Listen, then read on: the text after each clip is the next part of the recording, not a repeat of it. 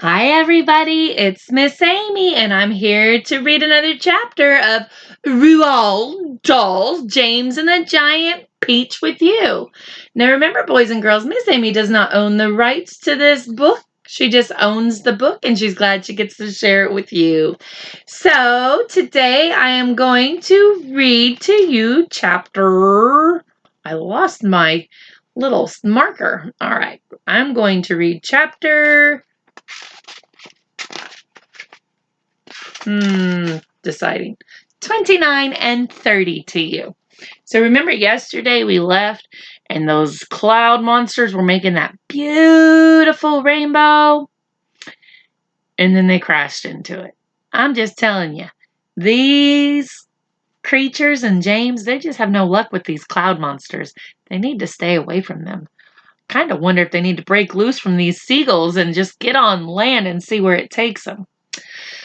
I guess we're just going to have to crack the spine and look into the book to see what happens next.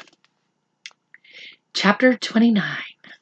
It seemed like a long time before the seagulls were able to pull the peach away from that horrible rainbow cloud.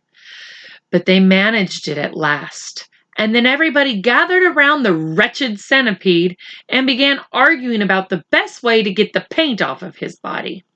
He really did look a sight.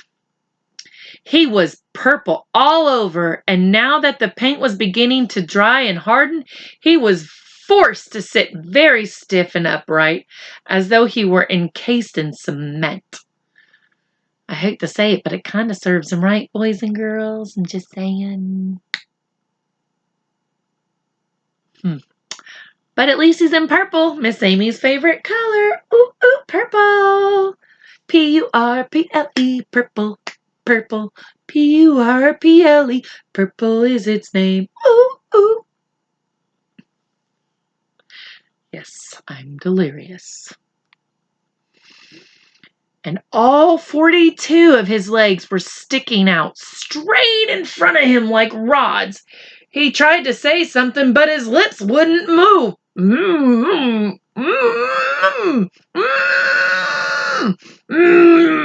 I bet your earthworm's liking that one. Might kind of serve him some good, though. He kind of needs to be quiet a little. Just saying. All he could do now was make gurgling noises in his throat.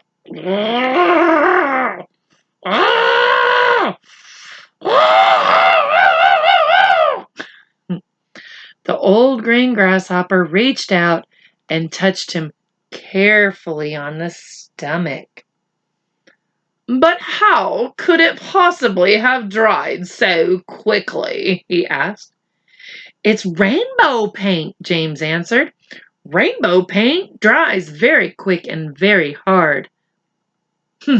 James is suddenly an expert on rainbow paint, I guess. I detest paint, Miss Spider announced. It frightens me. It reminds me of Aunt Spiker, the late Aunt Spiker. I mean, because when the last time she painted her kitchen, you mean Aunt Spiker did something for herself?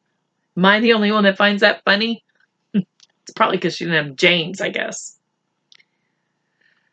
The last time she painted her kitchen ceiling, my poor darling grandmother stepped into it by mistake when it was still wet, and there she stuck. And all through the night we could hear her calling to us, saying, "Help! Help! Help!" And it was heartbreaking to listen to her. But what could we do?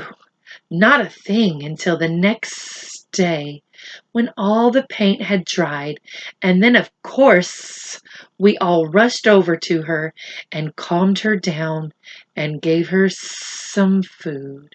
Believe it or not, she lived for 6 months like that, upside upside down on the ceiling with her legs stuck permanently in the paint. She really did.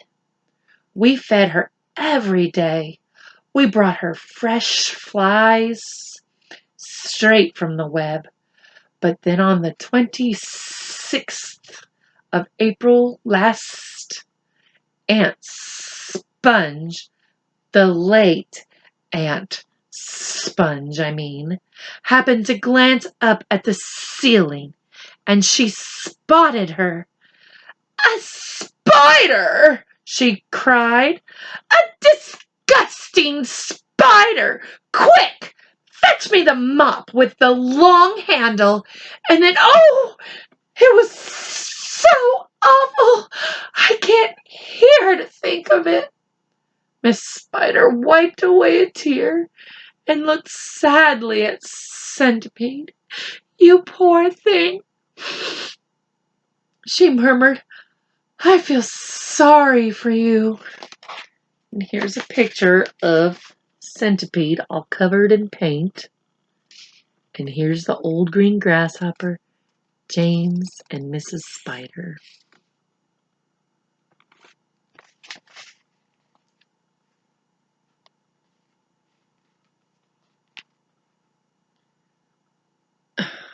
"It'll come off," the earthworm said brightly.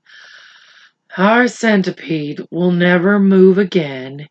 He will turn into a earthworm, sir. It'll never come off. My bad.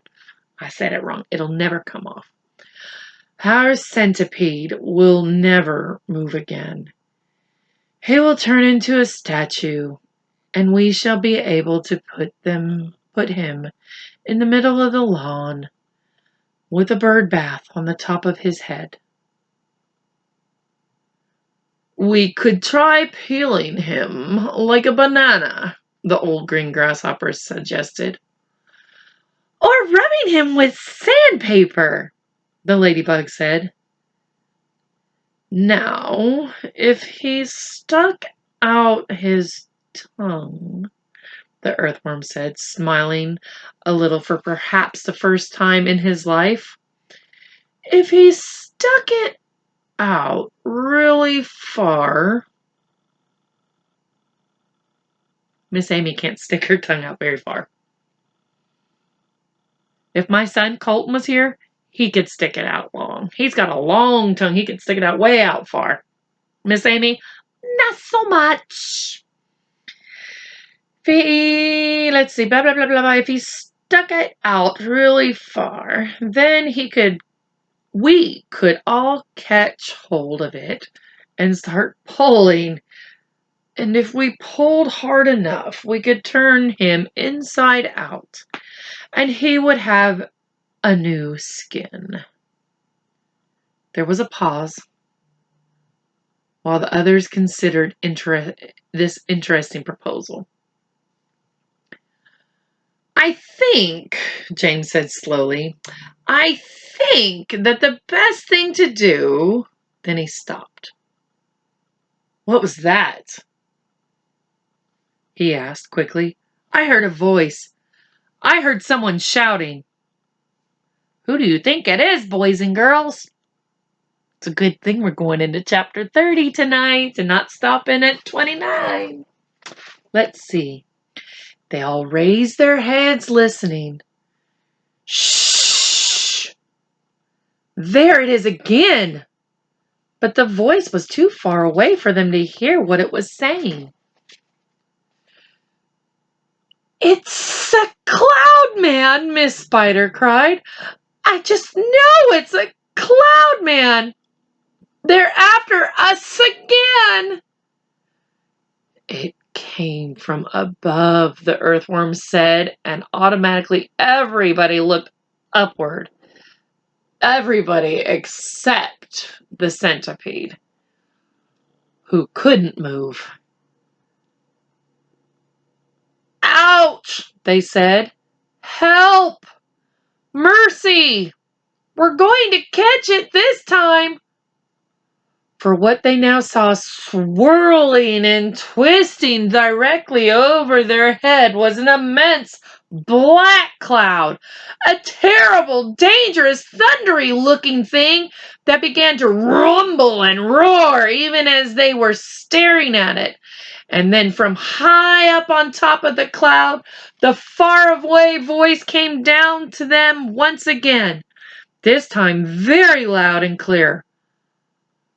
"On with the faucets!" it shouted. "On with the faucets! On with the faucets!" 3 seconds later, the hole underneath of the cloud seemed to split and burst open like a paper bag, and then out came the water. They saw it coming. It was quite easy to see because it wasn't just raindrops. It wasn't raindrops at all. It was a great solid mass of water that might have been a lake or a whole ocean dropping out of the sky and on top of them. And down it came, down and down and down, crashing first onto the seagulls and then onto the peach itself, while the poor travelers shrieked with fear and groped around frantically for something to catch hold of. The peach stem, the silk strings, anything they could find. And all the time the water came pouring and roaring down upon them, bouncing and smashing and sloshing and slashing and swashing and swirling and surging and whirling and gurgling and gushing and rushing and rushing.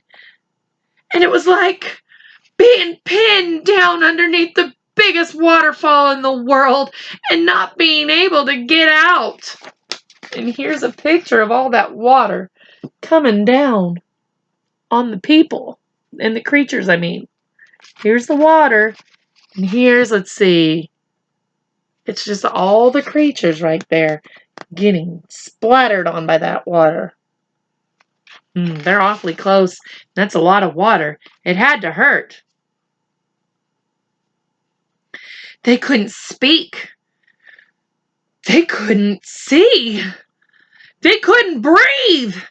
And James Henry Trotter, holding on madly to one of the silk strings above the peach stem, told himself that this must surely be the end of everything at last. But then, just suddenly, as it had started, the deluge stopped. They were out of it, and it was all over. The wonderful seagulls had flown right through it and had come out safely on the other side. Once again, the giant peach was sailing peacefully through the mysterious moonlit sky.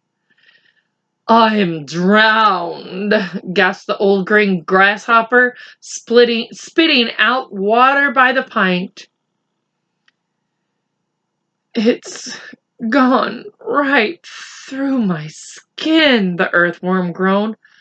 "I always thought my skin was waterproof, but it isn't, and now I'm full of rain." "Look at me! Look at me!" shouted the centipede excitedly. "It's washed me clean. The paint's all gone. I can move again." "That's the worst news I've had in a long time," the earthworm said.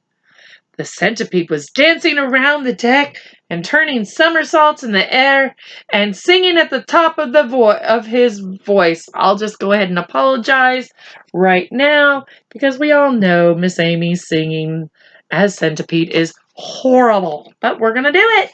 Gotta do it. It's part of the book, right?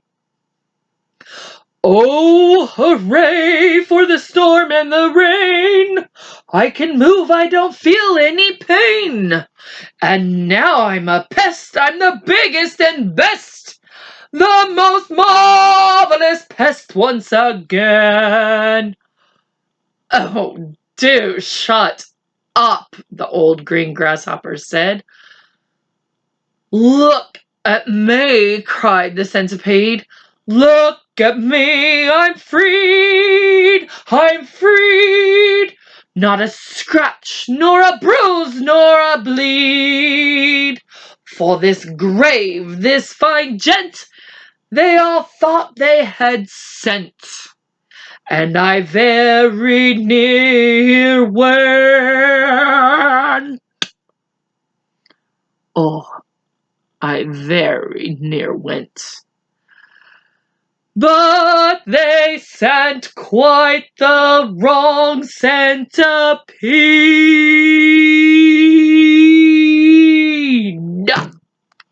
The end. Just kidding. Just the end of chapter 30.